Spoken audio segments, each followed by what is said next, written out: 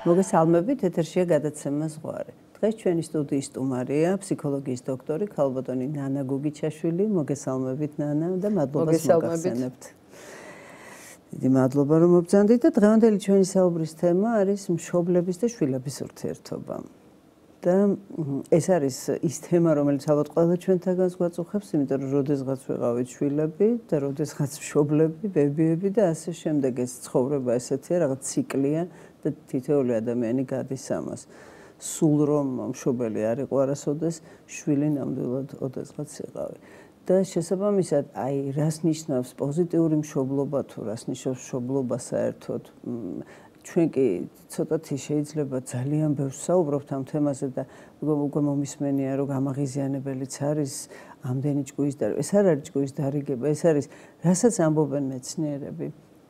ეს და რასაც ფიქრობენ ადამიანები, გამოცდილი ადამიანები და რასაც მეცნიერება ფსიქოლოგია გვასწავლის და გარდა მაგისა კიდევ იცით ჩვენ თვითონ ადამიანები ვართ, რომელსაც ბევრი შეცდომა დაგვიშვია და ეს საკუთარმა შვილებმა გვასწავლეს, საკუთარმა შეცდომებმა ბევრი რამე გვასწავლეს და აქედან გამომდინარე ეს არის საუბარი თემაზე როგორი უნდა იყოს მშობელი, სასურველი როგორ მოვიქცეთ და მე თქვენგან მოვკარიყური ხაფანგებს აი ამ ტერმინს კარგი მშობლის ხაფანგი. რას გულისხმობს ეს ტერმინი? იქნებ განმარტოთ და კიდევ ერთხელ დიდი მადლობა მოგწონებისთვის.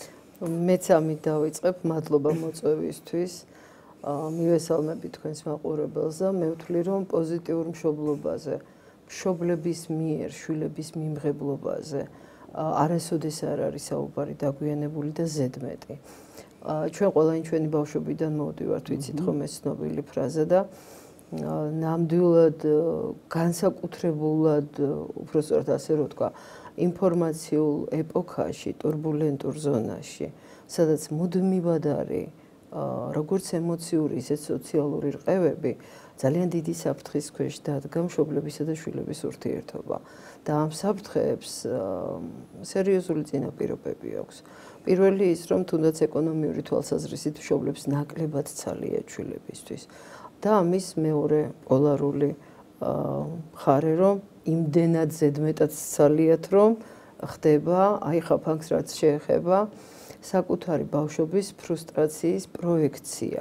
ანუ ის, რაც მას არ ქონდა, რაც რის დეფიციტსაც განიცდი და რასთან მიმართებაშიც იმედგაცრუება ქონდა, გადმოიტანა საკუთარ შვილზე. რაც და ამ დროს შვილი გათვალისწინებული არ არის, როგორც დამოუკიდებელი არსება, როგორც მისგან განსხვავებული ღირებულებების მატარებელი. აქ არ არის სერიოზულ განსვლაზე, მაგრამ არ გამოიაზრება ბავშვის რა მინდა. ანუ შენ გინდა ის, რაც უნდა დედას. და ეხლა გამახსენდა დუმბაძეს რო აქ დედა ეძახი შვილს და ამოდიო ეზოდაო და მშია თუ მცივაო დედაო. ანუ ჩვენ წყვიტავთ ამ შემთხვევაში რა უნდა ჩემ შვილს. ბუნებრივია ეს უკვე მშობელი შვილის ურთიერთობის რღვევის პირველი ეტაპია. ასაკიდან გამომდინარე, მაგრამ იქ ჩაიჭერს, ასე ვთქვათ, ბავშვის ფსიქიკა, რომ ყველაფერი მის გარშემო რაც ხდება მისი ნების წინააღმდეგ და მისი მე მინდა არათუ დათრგუნული, საერთოდ არც დგას დღის წესრიგში, რომ განიხილებოდეს, იმიტომ რომ დედამ ყველაფერი იცის. აი ეს პირდაპირ განაპირობებს მე უკვე მოზარდობაში და მოზრდილობაშიც მისი ღირებულებების სისტემას, მისი ცხოვრების სტილს, მისი ინტერესებს, მის მე მინდას რამდენად გაბედავს და გააჟღერებს და შეიძლება ეს აქაც ორი ფორმა დავიჭიროთ, რომ ერთ შემთხვევაში ის სრულად ხდება მშობლების მიერ მანიპულირების მსხვერპლი და მეორე მხრივ საწინააღმდეგო პოზიცია დაიკავოს და თვითონვე მოახდინოს ამისი კომპენსაცია. ზოგადად ძალიან დიდ გავლენას ვახდენთ ჩვენ ერთმანეთზე ადამიანები და მით უმეტეს მშობლები, შვილები და პირიქით ხო და მე მქონია ეგეთი შემთხვევები და მყოლია ეგეთი ადამიანები, ვისაც აი 30 წლის ასაკში მაგალითად ვერ იღებს ვერანაირ გადაწყვეტილებას მშობლის გარეშე და აქ არ გულისხმობ რაიმე სერიოზულ გადაწყვეტილებას. აი მაგალითად როგორი კაბა იყიდოს და თუ მშობელი ვერ მიყვება, მაშინ უნდა ჩართოს იქ Skype ან რაღაცა ვთქვათ ინტერნეტი და აჩვენოს ეს კაბა. და თუ ეტყვის რომ ეს კარგია ყიდულობს და მე როდესაც ვკითხე რომ აი რა არის შენთვის ეს რისთვის აკეთებ ამას მან მითხრა რომ მითხრასო რომ არ გიხდებაო მე იმას ვერასოდეს ვერ ჩავიცმევ შეიძლება მე მომწონდესო მაგრამ უბრალოდ ვეღარ ვიხმარო მე და ამიტომ მირჩევნიაო რომ ვკითხო ვიდრე მე ვიყიდო და აი და ძალიან ხშირად არისო რომ ხან დაიჯღანებაო ხან მეტყვის რას გავხარ ეგ არ გიხდება საშენო არ იყო და ის ტანსაცმელი დღემდე მიდევსო ამიტომ მიიღო გადაწყვეტილება რომ დედას უნდა კითხოს თუ პირდაპირ ეთერში თუ დაყვება დედა და აი რა ქვია ამას თქვა ფსიქოლოგიურ ენაზე რა კონფლუენციასთან გვაქვს საქმე ამ გოგონას მდგომარეობას ალბათ ქვია პიროვნული სიმწიფის დაბალი ხარისხი ან კომპეტენცია რომ კაბის ფერი ვერ შევარჩი 30 წლის ასაკში ეს უკვე არ არის სწორი ეს უკვე მისი პიროვნული სიმწიფარობა კი და ეს წარმოიდგინეთ ხა კაბა ვერ შეარჩია და ის ოჯახს როგორ შექმნის არც აქვს ეს ხომ წარმოუდგენელია რომ მან თავისი სტილის როგორ თქვა საერთო ინტერესების მქონე ბიჭი აარჩიოს და მერე ოჯახი გაბედოს და ოჯახი შექმნას ჩვენ ხა ორივე პრაქტიკოსი ფსიქოლოგები ვართ და ზუსტად მჯერა რომ უამრავ кейსთან გვაქვს შეხება ამ თვალსაზრისით და ყოველთვის ვცდილობ ხოლმე რომ ძალიან ფრთხილად ბეწვის ხიდზე გავიარო, აი დამინული ველი დავარქვი, დამინულ ველზე დავდივარ, იმიტომ რომ არ ვიცი სადრას წამოვედები, რომ როდესაც ვეკითხები, რომ რატო ფიქრობ ასე? და რა წინაპირობა არსებობს ამისთვის? და ყოველთვის მახსენდება სტანისლავ გროფის პრენატალური განვითარების მატრიცები, უბრალოდ მატრიცები. მართალია განსხვავებული მიდგომებია თვითონ გროფთან, მაგრამ მე ვთვლი, რომ რაციონალური მარცვალი დევს, რაც გულისხმობს იმას, რომ ახალშობილის ფსიქოემოციური დამოკიდებულება მშობიარობის პროცესში შეიძლება განსაზღვრავდეს მისი მომავალი ცხოვრების ღირებულებებს. ეს იქნება ხასიათი, ეს იქნება ტემპერამენტი. ახლა ჩვენ ვიცით, რომ ეს ყველაფერი გენეტიკურია, რა თქმა უნდა, მაგრამ გარკვეულ ემოციურ ზეგავლენას ამას ახდენს. იტირა თუ არა, დედა ჩაეხუტა თუ არა იმ წუთში, ხო არ მოაშორეს, საერთოდ ხო არ დატოვეს და გააშვილეს და აქ ბუნებრივად მივდივარ რწმენასთან, რომ იმ თვალსაზრისით, რომ საერთოდ ეს ადამიანი რო ჩდება ცხოვრებაში, უბრალოდ მეტი საქმე არ ქონდა და იმიტომ გავაჩინე. მაინტერესებდა ჩემი გენეტიკური უჯრედი როგორ განვითარდებოდა, წყლის მიმწოდებელი მჭირდება სიბერეში, თუ ზევიდან უფლის მადლი დაეშვა ჩემზე, რომ მე ვიღაცაზე პასუხისმგებლობა მეკისრება. ოღონდ ამ პასუხისმგებლობას რა თქმა უნდა აქვს ზღვარი. არც სრული მიუსაფრობა ბავშვის და უყურადღებობა და არც ისეთი ზეკომპენსაცია, რომ მე თუ მაგალითად მერსედესი ვერ უყიდე ჩემ შვილს, მე რა დედა ვარ. არა, აქ არის მიმღებლობა ამ ფაქტის და სულ მახსენდება სვაიგის გენიალური სიტყვები. ღმერთმა შვილი არ მომცა ალბათ იმიტომ, რომ არ მენდო. აი ამ ნდობის სიღრმეები, პლასტები, შრეები, რომ საიდან ეს ადამიანი ჯერ ჩემში ჩდება, ისახება და ჩემში ფეთქავს მეორე ადამიანი. და მე რა თქმა უნდა სრულად ვარ ამაზე პასუხისმგებელი. მე მგონია რომ ადამიანური გონი ამას ვერასოდეს ვერ ჩაწვდება. ორი ადამიანი წვება ერთად და ჩდება ახალი სიცოცხლე. თავისი ახალი დამოუკიდებელი ღირებულებებით. აქ არ არის რა თქმა უნდა რომ კრიზისი, რა თქმა უნდა, აი მშობელი რამდენად იღებს ამას. და პლუს რა აქ ნახეთ ნებისმიერი მშობელი თქვენ თავიდან სწორად ახსენეთ თავის დროზე იყო შვილი, მან რა დაისწავლა, თავის ოჯახში რა ნახა, მზრუნველობა, თუ პირიქით დაცულობისა და უსაფრთხოების დეფიციტი ჰქონდა და ამიტომ გადაწყვიტა, რომ აი მე უკეთესი დედა ვიქნები. ახლა აქედან პირდაპირ გავდივარ თვითეფექტურობაზე, ხო? იგივე მშობელი რა სწავლობს და ჩვენ ვიცით თვითეფექტურობის 4 ასპექტი. პირადი გამოცდილება, არაპირდაპირი გამოცდილება, საზოგადოებრივი აზრი და ფიზიკური და ემოციური გარემო. აი ამ 4 კომპონენტის სინთეზი იძლევა უკვე ჩემი, როგორც მშობლის, როგორც დედის, როგორც პედაგოგის, როგორც მეგობრის ღირებულებებს, რომ და აქედანვე ამოვდივარ მე საკუთარ შვილებთან მიმართებაშიც.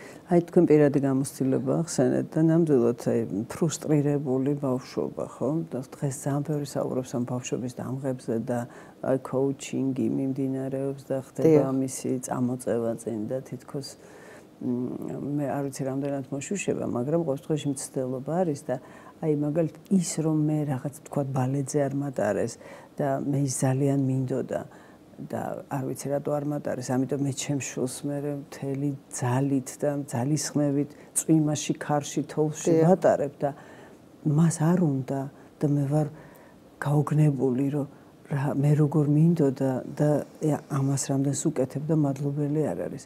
უბრალოდ არც კი ვეკითხებით მას უნდა თუ არა ეს და ისეთი გაიგივება ხდება საკუთარ თავთან რომ რადგან მე მინდოდა ესე იგი რა თქმა უნდა შენც გინდა აი ეს უნდა და მინდა და ნუ თუ არ შეიძლება ვკითხოთ რა უნდა მას ნამდვილად ან ვატაროთ ბალეტზეც ვატაროთ ცეკვაზეც ვატაროთ სპორტზე და სადაც უფრო მეტად გამომჟღავნდება მისი მონაცემები რეალური უნარშესაძლებლობები ხო? აი ისევ მასთან შეთანხმებით და ნახეთ აქ რა ხდება კიდე მასვე ვაკისრებთ პასუხისმგებლობას ხომ თავის არჩევანზე ამით ჩვენ უფრო შორს გავდივართ მას დამოუკიდებელი კრიტიკული აზროვნების ავტონომიურობას ვითარებთ და არა ის რომ შენ პატარა ხარ შენ არ იცი ხა ჩვენც ჩემთვის არ ვთქვიათ ეხა შენ პატარა ხარ არავინ არ გეკითხება და მადლობა დედას ამისთვის მაგრამ რაღაცა თვალს რა თქმა უნდა ის ფიქრობდა რომ მე პატარა ვიყავი და სხვათა შორის დედა არ არის ფსიქოლოგი ჩემგან განსხვავებით მაგრამ მე მახსოვს ჩემ შვილებთან მიმართებაში პურზე გავუშვებდი და ჩუმად მიყვებოდი უკან რაღაცა მაინც ხო რაღაცა იმიტომ რომ საფრთხის განცდა ბუნებრივია ეს უნდა გქონდეს მშობლისგან დაცული და ჩვენ ვიცით ხომ ძალიან ბევრი თეორიიდან რომ დაბადებიდან წლამდე ფროიდი იქნება, კარენ ხორნი იქნება, თუ ერიქსონი იქნება, რა ყალიბდება? ყალიბდება დაცულობისა და უსაფრთხოების განცდა. მე მყავს ამ წუთში სტუდენტი გოგონა, რომელიც მეუბნება, რომ 3 თვის შვილი ყავს და როცა ტირის არ იყვანს ხელში და რატო ატირებ მეთქი და მიეჩვევაო და რამე შავდება იმით რომ ბავშვი დედას მიეჩვიოს და ატირებული ბავშვი ჩაიხუტო და დაამშვიდო? მე მგონია რომ მეორე თვალსაზრისით უფრო ფუჭდება და შავდება იქ რამე. მეც ესე მგონია, იცით, ის სითბო და ის თქოთ ჩახუტება, ის თბილი სიტყვა, ერთი თავის ტვინში რაც ხდება ამას რო თავი დავანებოთ, ეს არის კონტრიბუცია, რაღაცა ჩატვირთვა ხდება იმ ადამიანში სითბოსი, რომელიც არსად არ დაიკარგება, ეს აკუმულირებული ისევ უკან ბრუნდება. ან დედის მხარეს ან ზოგადად სამყაროსკენ და თუ კი მე ვტირი და მე არავინ მაქცევს ყურადღებას იმიტომ რომ გადამივლის, რა თქმა უნდა გადამივლის, მაგრამ მე მეც იგივე დამოკიდებულება მექნება სხვის ტირილზე, იგივე დედის ტირილზე, გადაუვლის ახლა რა მოხდა? იტირებს და გაჩერდება. ხო, გაჩერდება. ანუ აუცილებლად მოტრიალდება ეს ყველაფერი. არა ჯანსაღი და არა ნორმალური იგივე არის ხომ ეს ღამეჭამის სინდრომი ყალიბდება სულ აჭმევს მშობელი რამდენი იტირებს აჭმევს ან ძუძუს აჭმევს ბოთლით რაღაცებს უცხელებს და მეტყვი გონია რომ სულშია მას და ამითაც რას უყალიბებ რომ ესეც შეიძლება სწორედ აი ფრუსტრაციის შედეგი იყოს ან კომპენსაციის შედეგი რაც მას თავად აქვს ბავშვობაში განცდილი და კარენ ხორნი პირდაპირ გვეუბნება ვიცით ჩვენ ხომ რომ დაუცველობის და უსაფრთხოების შემთხვევაში ყალიბდება ცხოვრებისადმი ბაზალური შიშები, რომელიც თავის მხრივ არის ნევროტული პიროვნების ფორმირების წინაპირობა. და რა თქმა უნდა, ამ ცოდნებით როცა ვართ სპეციალისტები შეიარაღებული, ჩემთვისაც ძალიან მარტივია გასაგებ ენაზე მივიტანო მშობლამდე, თუმცა მე გეტყვით, რომ მშობლის მიმღებლობის ხარისხიც განსაზღვრავს, რომ რა შემჭირდება ფსიქოლოგი, ჩემზე მეტი რა უნდა იცოდეს ჩემი შვილის შესახებ.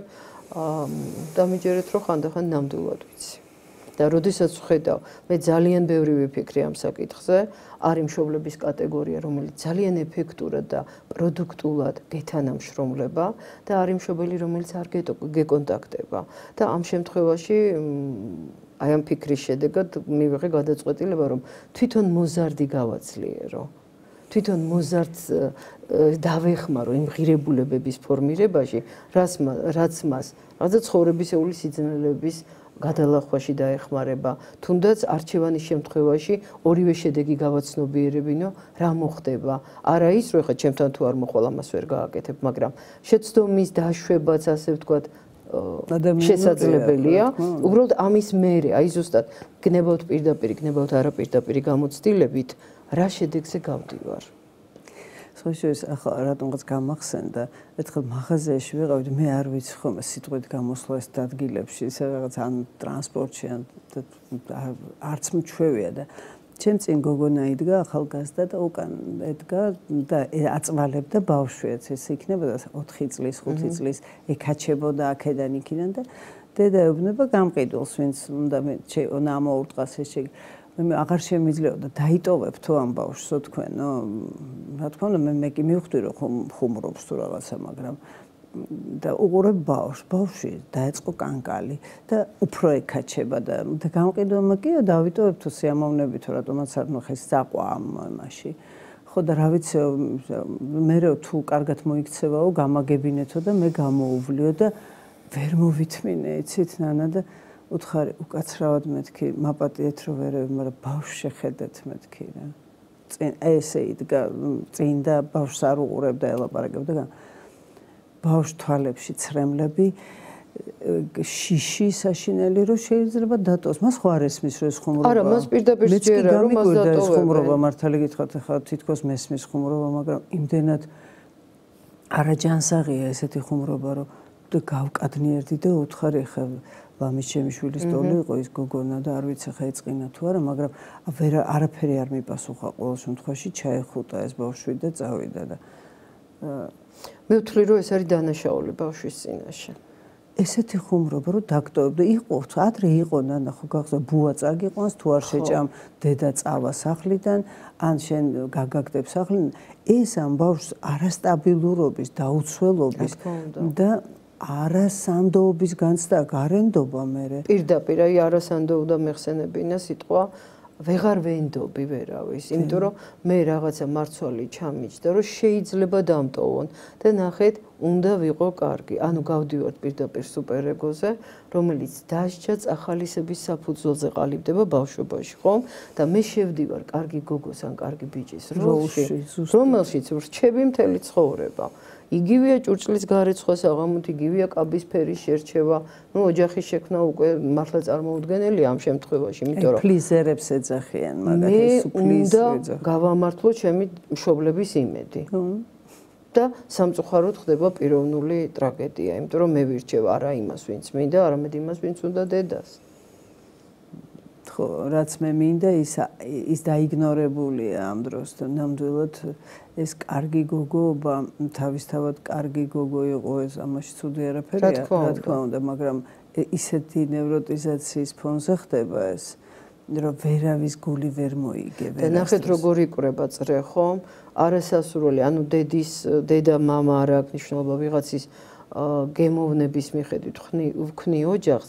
ჩნდება შვილი რომელიც შეიძლება რომ მე არ შემიყვარდეს და ფაქტიურად მოჯადოებულ წრეზე მივდივართ ხო ის შვილი არაფერში არ არის დამნაშავე აი აქ უკვე ადამიანის გონიერება კულტურა აღზრდა წიგნიერება ყველაფერი ერთად შემოდის რა თქმა უნდა რწმენა რომელსაც ერთ შემთხვევაში ვერ გაიქცევი და ის რომ აი ამ პატარა უსუსურ არსებაზე პირადად მე ვარ პასუხისმგებელი და აი ეს უნდა გინდოდეს, უნდა გიყვარდეს, ამის გარეშე უბრალოდ არ გამოვა.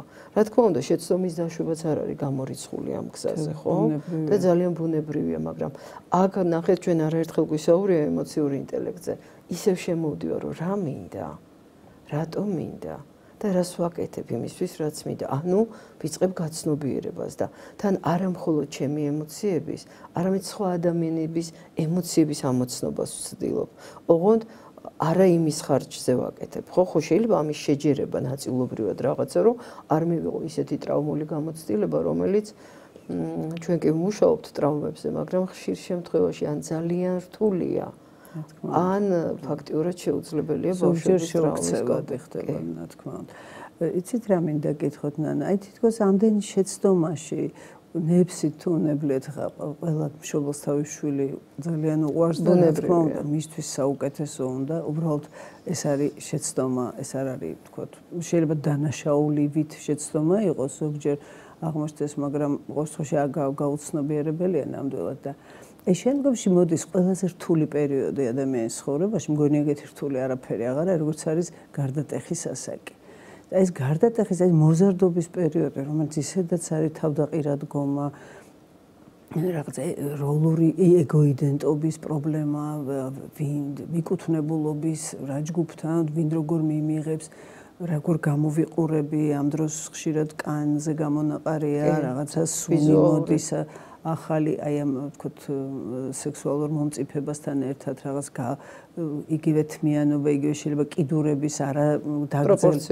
არაპროპორციულობა და ისეთი საკუთარი თავის მიუღებლობა ჭირთ ამ დროს და აი ამ დროს რა უნდათ მათ მშობლებისგან, რა არის ის, რაც შეუძლია მშობელს, იმიტომ რომ ძალიან იბნევა მშობელი. ხვდება რომ ის სტრატეგიები რაც იყო მანამდე აღარ ჭრის, ანუ ვეღარც აშინებს, ვეღარც ვთქვათ რაღაცით ამას ვიზამ თუ ამას იზამ, ბავშვი ეუბნება რომ არაფერი არ მინდა, ცოტა ამას არ მოგცემ, ან არ გაგიშვებ, აღარ მუშაობს, იმიტომ რომ არ გაგიშვებ და გააღებს კარებს და წავა. ერთი და ან კიდე არ წავა და შევა თავის ოთახში. რაღაცა ისე შევა, რომ აღარ გამოვა იმ ოთახში. აი რაღაცა ეგეთი. ანუ რეალურად რაღაცა ძალიან იცვლება ამ დროს. არსებითად იცვლება ბიოფსიქოსოციალური მოდელი ქცევისაც, აზროვნებისაც, ღირებულებებისაც, გემოვნებისაც. 100-დან 100 მოზარდს არც ერთ არ მოწონს საკუთარი თავი. ვერ იღებს საკუთარ თავს, სწორედ იმ არაპროპორციულობის, სწორედ იმ ხასიათის ხშირი ცვალებადობის, ტირილი სიცილი, უმიზეზოდ იცვლება ეს ხასიათი, ვერ ხვდება მის თავს რა ხდება და ამ დროს კიდე მშობლის წნეხი, რომ შენ უნდა ასე გააკეთო, ისე მოიქცე, იქ წახვიდე, ეს ჭამო, ამდენჯერ ჩაისუნთქო, ამდენჯერ ამოისუნთქო, ბუნებრივია, რომ შეიძლება ძალიან სერიოზულ დარღვევებად გადაიქცეს, როგორც ფსიქოსომატური, ისე ნერვოტული თვალსაზრისით. აქ არსებითად პირველი რაც მოზარდებს, უნდა სხვადასხვა ძალიან საინტერესო კვლევა იყო, 53% ცდის პირების უნდათ ჯანსაღი ურთიერთობა ოჯახში. ნახეთ, მე მყავდა ერთი ბიჭუნა, ეხა დიდი კაცია უკვე, მეგობრებთან ერთად მოვდიოდიოდა სახლიდანო, ლეწვის და გინების ხმა ისმოდა და ისე მრცხვებდნოდაო ქალბატონანო, რომ აი, ჩემი მეგობრებისო და გადავახვევინები სხვა მიმართულებითო. რა თქმა უნდა, ეს ტრავმაა უკვე, იმიტომ რომ მე მშობლების მხრიდან ამ შემთხვევაში მოზარდებს უნდათ რამდენიმე რამ და პირველი ეს არის ყურადღება. მეორე ეს არის ნდობა. თანადგომა და სიყვარული. ეს არის უნივერსალური რეცეპტი. ამას უბრალოდ ვერაფრით ვერ ჩაანაცვლებ. ეხლა რომელი რა ხარისხით, სად, როგორ, გოგონაა, ბიჭია, არა აქვს მნიშვნელობა და აქვე მივაყოლებ, რომ მშობლების მიერ შვილებისთვის ნათქვამი საყვედურები, რომ შენ რა გასაჩენი იყავი, ცხოვრება შემიცვალე, ასეთი შვილი ნეტა საერთოდ არ მყოლოდი. და ასე შემდეგ და აქ რა თქმა უნდა მშობელი საერთოდ ვერ აცნობიერებს საკუთარ როლს იმაში თუ მისი შვილი დღეს რა პროდუქტს წარმოადგენს. ვიცი ძალიან მძიმეა მაგის მოსმენა, განსაკუთრებით წყევლა რეგიონებშიც, ბევრჯერ მომიცე წყევლა, კრულვა, ფიზიკურ შეურაცხყოფაზე აღარაფერს ვამბობ, მართლაც რა გასაჩენი შენს მაგივრად, რა ვიცი, ძალიან მძიმე მოსასმენია ბავშვისთვის. და ანუ მას ენგრევა ყველაფერი, რომ ის არ არის საჭირო, მას ის არ არის საკმარისი. ის არ უყვართ. არავის არ ჭირდება და მათ მართლაც გონიათ, რომ არ უყვართ, იცით? ეხლა ნებისმიერ მშობელს რო ეს უთხრა, რომ ბავშვს ჭირდება, ვთქვათ, სიყვარულიო, გეტყვის რომ მეტი სიყვარული რაღაც და მართლაც ჩვენ ხო იმას არ ვედავებით იმაში ადამიანს, რომ არ უყვარს თავის შვილი, მით უმეტეს ჩემზე მეტად ხო უყვარს თავის შვილი, როგორ შეიძლება მე მას ვასწავლოს სიყვარული. აქ ლაპარაკი მაგაზეა და არც სწავლებაზე. უბრალოდ ის არასწორი მიმართებები, რომელებიც ჩვენ გვაქვს ერთმანეთთან, ზოგ მარტო შვილებთან არა, იმ ოჯახშიც ლაწალუწიც ეგ არის. ის ურთიერთობების გაფუჭებაც ეგ არის, რომ არ არის ეს ინტერპერსონალური ველი გამართული, მე პატივს არ ვცემ, არ განვიხილავ პიროვნებად.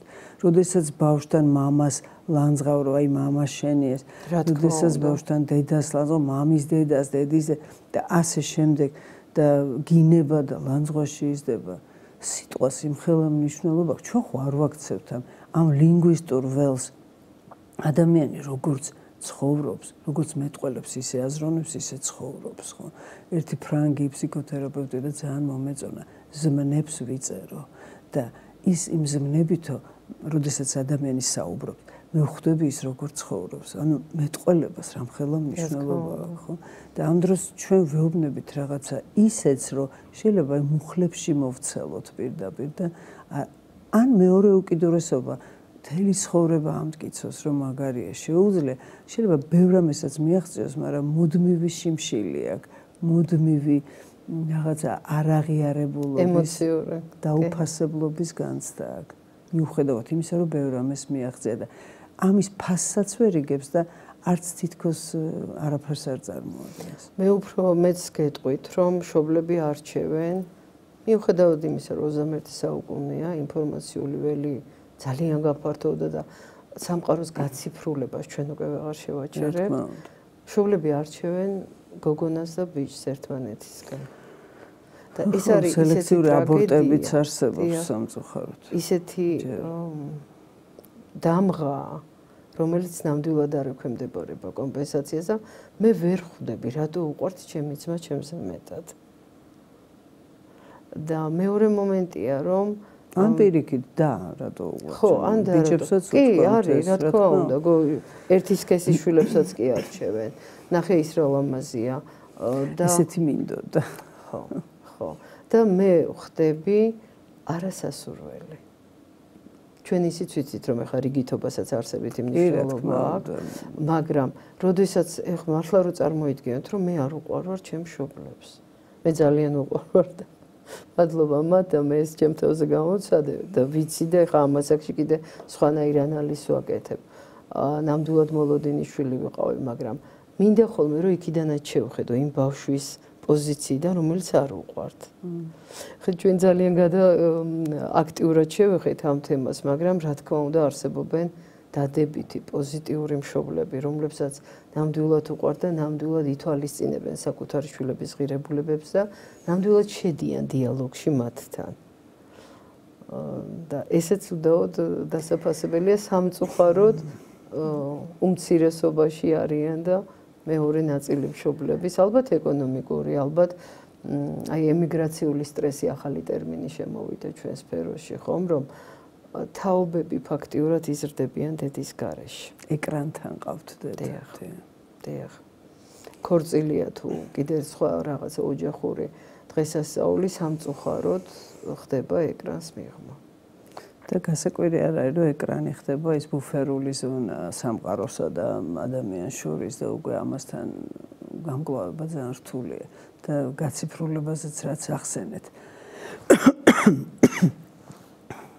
უკაცრავად მართლაც ამას ვერაფერი დაუდგება წინ და აი ამასინად მქონდა მშობლებთან შეხვედრა სწორედ აი პლანშეტების თემაზე და ძალიან შეწუხებულები იყვნენ და მე მათ ვკითხე ერთხელ მაინც დამждარ ხარ მასთან და გიკითხავს აი რას თამაშობს და რა საინტერესოა მომიყევი რაზეა მე როდესაც ამას ვეკითხები მოზარდებს აღფრთოვანებულები ყვებიან რომ აღმოჩნდა ადამიანი ვისაც აინტერესებს ვიცი ანიმეა თუ რაც არის რასაც უყურებენ თუ ნარუტო რაც ახლა მოდაშია ხო რომ არის ადამიანი ვინც ამას ეკითხება ყვებიან ერთმანეთს არაცლიან რაღაც იმიტომ რომ ეს მათი სამყაროა ამ წუთას ხა მომწონს არ მომწონს ესე არ არის მე თუ არ შევედი მათთან გვერდზე არ დაუდექი მაშინ მე საერთოდ გავლენას ვკარგავ გავლენას პოზიტიური გაგებით გულისხმობ მე არა იმას რომ თქვა ზეწოლა მოვახდინო არამედ თუნდაც ზეწოლა ოღონდ იცით როგორი გაგებით რომ ადამი ბავშვი რო ხა პანჯარაზე ადის ხო უნდა ჩამოსვა ხო არ დაუწყებ მას თქვა რაღაცა იმას ხომ არ ფიქრობ რომ საშიშია მსგავსი ფრაზებით საუბარს ანუ ქირურგია ზოგჯერ საჭირო და არის იცით აი მორალური თემები არის ნარკოტიკი რაღაც ისეთი რაზედაც ძალიან ისეთი მოქმედება არის საჭირო მკვეთრი და თუმცა საუბარი და თვალის კონტაქტი აუცილებელია მე აქტიურად მუშაობ მოზარდებთან და ეხლა რაც თქვენ ახსენეთ რომ რას თამაშობ ხშირ შემთხვევაში დიდად არ მაინტერესებს თუმცა ჩემს თვალწინ ბავშვი სხვანაირი ხდება და ხანდახან ისე დეტალებს მიხსნიან რომ მართლა ვერთვები და ვეკითხები რომ აბა ეხლა რომელ ეტაპზე ხარ აბა ეხლა რას აკეთებ ანუ ის გრძნობს მის დამე ყურადღებას რისი უსაზღვრო მოთხოვნილებაცაა რომ ის მნიშვნელოვანია იმიტომ რომ ჩვენ ხო ისიც ვიცით რომ დესტრუქციული ქცევის ერთ-ერთი წინაპირობა არის ყურადღების მიქცევა. მან შეიძლება თებში გადახო, შეიძლება ჭიქა გადახო, შეიძლება კარები მოაბრაყუნოს და ის ამით აი ზუსტად ემოციური შიმშილი აქვს, რომ დამინახეთ, შემომხედეთ, მაღიარეთ და მე ამ დროს მე თვითონ თავჯარგული ვარ ან ტელეფონში და ან კომპიუტერში. ხო, თვითონ იგივეს ვაკეთებ სხვადასხვა, ზუსტად ეგეც ვთქვი, რომ იმ თქვათ იგივე შეხვედრაზე ხო ყველას ტელეფონი ხელში უჭირავს. ესეთ შეხვედრებზეც თეატრშიც, კინოშიც მართალია გამორთული უმეტესობას, მაგრამ მაინც რომ დახედოს, აბა რა მოვიდა, ვინ ურეკავს რა. ანუ ის თითქოს ვერ იშორა. ამ დროს ჩვენ ცხოვრობდით ხომ ტელეფონად. გასაგებია ხა ეს აუცილებელი რესურსია უდაოდ, მაგრამ ალბათ ერთადერთი გამოსავალი არის რეგლამენტირება. იმიტომ რომ ვერც ტელეფონს ჩამოვართვევთ, ვერც კომპიუტერს, მაგრამ დროის მართვა. ნახეთ, ისევ საიდან საერთოდ მოვართ, მაინც მივდივართ ემოციური ინტელექტთან, რომ დაჯექი, ითამაშე, იმიტომ რომ თუ პოზიტიურად შევხედავთ, დავუშვათ ნატიფი მოტორიკა ძალიან კარგად ვითარდება ამ თამაშების საშუალებით, მაგრამ ეს არ შეიძლება იყოს დავუშვათ 10 საათიან რეჟიმში, ხო? ეს უნდა იყოს რაღაცა 9 საათი, 1 საათი და მასვე ვასწავლით. პირადად მე მქონდა ჩემ შვილთან ცოცხალი ცდის პირები მყავს სახში, რომ 15 წუთით ადრე ვიწყებდი შეხსენებას, რომ 15 წუთში უნდა დაამთავრო, 10 წუთში უნდა დაამთავრო, ნახეთ განწყობასაც უქმნი და არა ის რომ მივიდე, გამოვგლიჯო, დავუმალო, ბევრ მშობელს ვთქვია, რომ ტელეფონი ჩამოვართვი და ერთმა მშობელმა ზოგადად შოქში ჩამოვდო, 1 წლით ჩამოვართვი ტელეფონია. და ამაზე მეტი ინფორმაცია მე იმ მშობლის შესახებ აღარ მინდოდა. შეიძლება 1 დღით, 1 საათით, ან უბრალოდ აუხსნა, რატომ არ უნდა გააკეთოს ის, რასაც აკეთებს, მაგრამ მე აღარ ვიცი ამის გაგრძელება რამდენი ხნით ჩამოართვა, მაგრამ სტრესის ფონზე ღმერთმა დაიფაროს და რამე ისეთი რომ გააკეთოს ბავშვმა. მე სადმე ვდივართ. იმიტომ რომ მე ვერ მართე მშობელმა ჩემი ემოცია. მესმის რომ 15 ჯერ უთხარი, 35 ჯერ უთხარი არ ესმის, იქნებ თქვენ ვერ უხსნით კარგად. იქნებ ის ვერ ხედავს აი იმ სიყვარულს, რომლის მიღმაც ხდება მხოლოდ და მხოლოდ ავტორიტარული და დირექტიული ტონით საუბარი მასთან.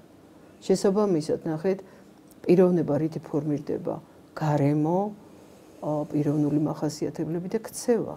როგორც მე ვექცევი ჩემ შვილს, დიდი ალბათობით რა თქმა უნდა განსვლა შეიძლება იყოს, მაგრამ დიდი ალბათობით ისიც ისე მოექცევა თავის შვილს. თუმცა რა თქმა უნდა გამონაკლისებიც არსებობს. ხო, რა თქმა უნდა, ხა copy paste-ს რო ამბობენ, კოპირება ხდება ქცევის და რაღაცნაირად შაბლონები, ქცევის შაბლონები ჩვენში არის და სხვა რამე არ ვიცით, თუ არ მოვინდომეთ რომ ვისწავლოთ. დანარჩენს ყველაფერს სწავლობ გარეთ. სოციუმში წიგნით, რა ვიცი, ამბებით. არა პირდაპირ გამოცდილება ვიღაცის რაღაც ლიტერატურა.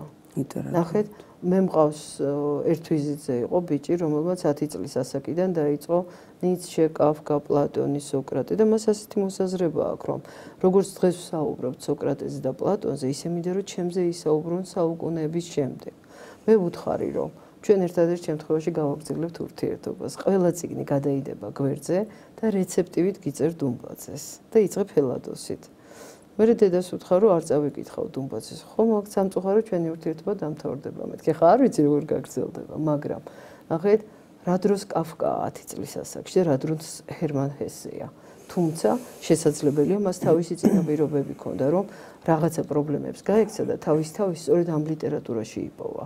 აქ ბუნებრივი არც პლატონის წინააღმდეგი ვარ და არც ნიცშეს, მაგრამ ყველაფერს აქვს თავისი დრო, თავისი ასაკი და პირდაპირ ვამბობ, 10 წლის ბავშვი უნდა იყოს გარეთ, კონდეს ველოსიპედი, ყავდეს ლეკვი ან ფისო ან და შევიდეს რეალურ კომუნიკაციაში თანატოლებთან.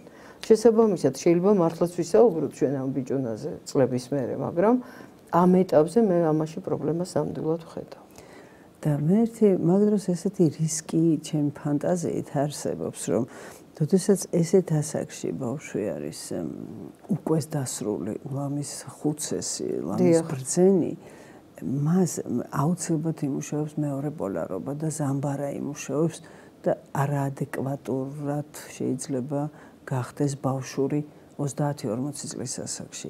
სხვა შორის აი გადავადებული გარდატეხის ასაკის არსებობს, იმიტომ რომ ის ვინც ვერ რაღაც მოისურვილა რაღაცები, იმიტომ რომ წნეხის ქვეშ დიახ, ზუსტად ეგონა. შემდგომში 30-35-40 წლის ასაკში რაღაც ისე ჩაცმას იცვლის. ჩაცმად, სტილიც, მეგობრებიც, კონტროლს მიღმა. ხო, ისეთ ქცევაში შედის, რომელსაც მისგან აღარ ელოდებიან, იმიტომ რომ გონიათ, რომ უკვე გადარჩა გავიარეთ. რაღაცა ზოგჯერ ადამიანი თუ არ წაიქცა, თუ არ შეეშალა, ისე ვერ ისწავლის. ეხლა ესე მოყოლით და კინოებით ხო არ ვსწავლობთ ცხოვრებას, ჩვენი ცხოვრება გვასწავლის და თუ ამის საშუალება არ მომეცა, რომ მე თვითონ გამოვცდისა და შეცდომის გზით ვიარო. რა თქმა უნდა, ხა მშობელი ცდილობს რაც შეიძლება ნაკლებად ეთკინოს და დაზიანდეს, მაგრამ თუ არ ეთკინა და თუ არ დაზიანდა, როგორ გახდება ადამიანი? ნახეთ, შინაგანი ვექტორი და ლოკუს კონტროლი, რა თქმა უნდა იყოს შიგნით წარმართული. სტუდენტებთან ყვები ხოლმე ერთ-ერთ უნივერსიტეტში კიბეზე წავიქეცი. ვისთვის მეჩივლა არქიტექტორისთვის, რექტორისთვის, კანცლერისთვის თუ ანუ ფრთხილად დაიხედე და ჩადი ფრთხილად. თუმცა იმის მერე აღარ წავქცეულ ვარ. ეს არ ნიშნავს, რომ კიდე აღარ წავიქცევი, მაგრამ მართლა ძალიან დიდ სიფრთხილეს ვიჩენ, რომ აღარ წავიქცე. ან გავატარებ ვიღაცას და მეც ჩავდივარ ფრთხილად. ანუ ამ შემთხვევაში პირადმა გამოცდილება მიმუშავა, ხო? და პასუხისგებლობა, უშუალოდ ჩემი პასუხისგებლობა იყო იმ წაქცევის წინაპირობა. მაგრამ ასევეა მშობელიც. ბებიამ გაანებივრა, ბაბუამ გაანებივრა. მოდი შენ დააკომპენსირე სახლში, საღამოს და ვიცით ხო პირველი 3 წუთი შვილების არის სახლში რო უბრუნდებით, რომ ჩაეხუტე, მოეფერე. და ეხლა გავიხდი და მომიყევი, აბა დღეს რა იყო საინტერესო. აი რა გააკეთე. და ძალიან საინტერესო ის მეტაფორული გამონათქვამებია. ჯერ ჩვენ ვეხვეწებით. ისინი გვეხვეწებიან, რომ დამიჯექი, წამიკითხე და მე ჩვენ ვეხვეწებით, ოღონდ მართლა კედელია. მათ აღარ უნდათ, რა თქმა უნდა. მათ აღარ უნდათ, იმიტომ რომ თავშესაფარი იპოვეს რაღაც სხვა აქტივობებში. რა თქმა უნდა. ძალიან ხშირია ეს სხვათა შორის, რომ აი ეს უკუსვა იწყება ზუსტად აი გარდატეხის ასაკიდან და ვეღარ ახერხებენ წვდომას, მის გულთან აღარ აქვს უკვე თითქოს კავშირი. ცივდება ურთიერთობა და უბრალოდ მომვლელი ვხდები, მრეცხავი ვხდები, დამლაგებელი ვხდები. და სადამსჯელო რაღაცა ინსტანცია, რომელიც მუდმივად საყვედურებს ამბობს, მე ხშირად მithქვამს იცით, რომ ჩავრთოთ აი ჩამწერი და ჩავიწეროთ ის შენიშვნები, რასაც მშობელი დღის განმავლობაში აძლევს ბავშვს. ერთად ყოფნის შემთხვევაში ხა იქ სკოლა გშველის და ეს გასწორდი, ხელი გამოიღე პირიდან, სედნუშვები ისე თმა გაისწორე, ჩაიცვი, გაიხადე, ფეხი ჩაწიე, ხელი გაწიე და ასე შემდეგ იმეცადინე გაიმართე. აი ხანდახან შეიძლება ისინი რომ ამოვკრიბოთ და ჩვენი თავისკენ მოვატრიალოთ. შეიძლება ძალიან ცუდად გავხდე, ასე რომ თქოთ ვინ თუმცა აი რასაც თქვენ ამბობთ გამცემ, ბრძანების გამცემ ადამიანს ეგ ალბათ არასოდეს არ ექნება. ეს უბრალოდ რჩევის სახით ალბათ აი ესეთ ავტორიტარ მშობლებს რომ დაფიქრდნენ და შეიძლება გავთვალოთ ჩვენი ხო ვიღაცა მშობელი გვიყურებს და ფიქრობს რომ ამათ მეტი საქმე არა აქვს. არა ჩვენ უდაოდ ბევრი საქმე გვაქვს, მაგრამ ვცდილობთ. უბრალოდ ვცდილობთ როგორც ამ დარგის სპეციალისტები და წარმომადგენლები გავცეთ თუ ჩვენ არც ბრძანების და არც დამრიგებულ ტონში არ ვსაუბრობთ ხო? არა, საკუთარი თავისკენ მოვიტრიალოთ რა. მეც რომ ამ ასაკში ამდენი შენიშვნა მომცეს ადამიანმა, იგივე დედამ დედის შენიშვნებს, რა თქმა უნდა, მე აბსოლუტურად მშვიდად ვიღებ და მივიღებ და ეს ჩემი არჩევანია, მაგრამ აი თუ ამას აყვები ემოციურად ძალიან გაგიჭირდება, იმიტომ რომ აღარ გინდა, აღარც მისვლა, აღარც დალაპარაკება, აღარც დაждდომა, აღარც ჭამა. ამ გაუთავებელი კრიტიკა. დიახ, ეს არის დამანგრეველი ფორმა ისეთი, როგორც ჩემი ჯეთი, ჩემი მაგალითით მე როგორ ვზივარ, მე როგორ ვჭამ, მე როგორ ვიქცევი ეს ერთი.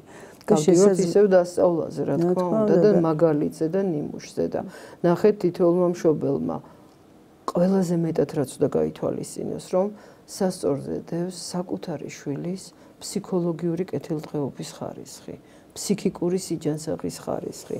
რა თქმა უნდა, მეც კი დღესაც რაღაცები არ გამომდის და ვიღებ ნორმად და ვფიქრობ, რომ რა შეიძლება და გამეკეთებინა, რომ უკეთესად გამომსულდა. ან სად შემეშალა და რით შეიძლება, რომ ეხლა ეს გამოვასწორო, ხო?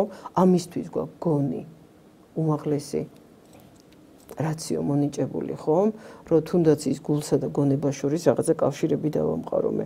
შეიძლება ემოციურად მეც ვერ ვმართო რაღაცა მომენტში რისხვა, მაგრამ ზუსტად ეს გონი უნდა მეყოს, რომ შემდეგ ჩავაკორექტირო და სამომავლოდ უკვე ნაკლები დანაკარგებით გამოვიდე ამ სიტუაციიდან. და თუ ვერ ვმართე რისხვა და გავბრაზდი, ეს ნორმალურია, ადამიანი ვარ, გავბრაზდი, ვიყვირე, შეიძლება რაღაცა, მაგრამ მე შემიძლია პატიება ვითხოვ, მე შემიძლია აუხსნა. არც ის ვარგა ალბათ სულ თეატრი, ოჯახი თეატრი, რომ ყველაფერი და ესეთი ბავშვმა არაფერი გაიგოს. გაიგოს, მაგრამ ბუნებრივობა ყოველთვის ჯობია, თუმცა ამ ბუნებრივობაში შემოვიდეს ზრდილობა, გამართული მეტყველება, რაც ძალიან მნიშვნელოვანია. აი მამის ხაზზე ვისაუბრეთ ჩვენ და ესე ჩვენი რეალობაა განქორწინებული ოჯახები, ხომ? როგორ ვაწვდით ბავშვს ინფორმაციას ამის შესახებ, რომელმაც ხვალ თვითონ უნდა შექმნას ოჯახი, თვითონ უნდა გახდეს დედა და მამა და ის თუ კი, რა თქმა უნდა, მამა უნდა იმსახურებდეს იმას, რომ მამის ხატი სწორად წარმოჩინდეს და მე მქონია ჩართული ვარ მსგავს საქმეებში და მithქვია, რომ რა ბედნიერება შენ დედიკო და მამიკო, რომ ერთმანეთს შეხვდნენ. იმიტომ რომ შენ გაჩნდი და ხანდახან ხდება ასეთი ამბები, ასეთი სიტუაციები, თუმცა შენ ისევ ერთი დედიკო და ერთი მამიკო გეყოლება ყოველთვის და აქაც ისევ მივდივართ მშობლების კეთილგონიერებასთან, მშობლების მიმღებლობასთან, რომ რა გავაკეთე მე იმისთვის, რომ ოჯახი შემენარჩუნებინა. ეს კიდე ცალკე თემაა, განქორწინებების სტატისტიკა, სპეციფიკა, წინაპირობები და ასე შემდეგ. ახლა ჩვენ დღევანდელ საუბარში არ ჯდება, მაგრამ ამ ოჯახიდან გამოსული ბავშვების დესტრუქციული ქცევები ძალიან მაღალი რისკის მატარებელია. და მე ხშირად მithქვამს იცით ნანა მოზარდისთვისაც დედის აი როცა ძალიან უარყოფითად არის მამისადმი ან დედისადმი განწყობილი მე ვეუბნები რომ შენ ყველაზე მეტად მათ უყვარხარ ამ სამყაროში ხილულ სამყაროში ყველაზე მეტად უყვარხარ დედას და მამას და ძალიან სწორია ეს და აქედან გამომდინარე შენ იცოდე რომ როგორც არ უნდა გაგიჭირდეს და როგორც არ უნდა გამოიყურებოდეს დღეს შენი მშობელი მაინც მასთან მიდი იმიტომ რომ ის ყველაფერს გააკეთებს შენი გულისთვის, შენს გადასარჩენად, შენს დასახმარებლად და მე ვიტრიალებ ჩემსკენ, რომ ჩვენ მშობლებს ბევრი რამე გვეშლება და გვამართლებს მარტო სიყვარული.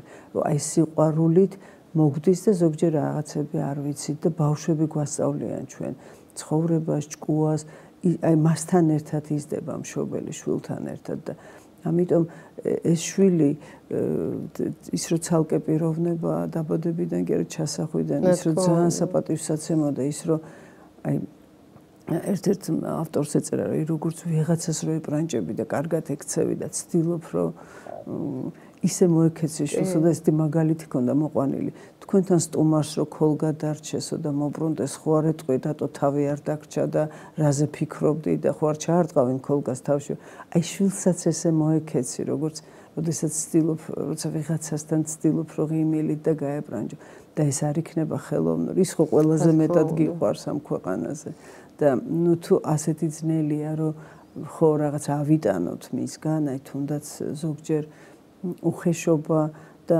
ამაზე მე დავხსნათ და ვისაუბროთ.